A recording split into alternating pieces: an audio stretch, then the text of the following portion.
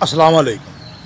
अच्छा जी, पाकिस्तान तहरीक इंसाफ के बाकी लोग जैसे भी हैं, पूरी तहरीक इंसाफ तकरीबन टूट फूट कर तितर बितर हो चुकी है, लेकिन अभी तक दो लोग ऐसे हैं जो अपने नज़रिए पर कायम हैं और मैं इनके नज़रिए की हमेशा कदर करता हूँ, क्योंकि मैं नज़रिए की कदर करने वाला बंदा हूँ। सबसे पहले हैं मोहम्मद अली खान साहब और दूसरे हैं इमरान खान साहब। अब चुनांचे इन्होंने बात ऐसी कर दी है कि मेरे वास्ते वो पंजाबी कहते हैं ना कि अग ते कद वाला मसला बन गया।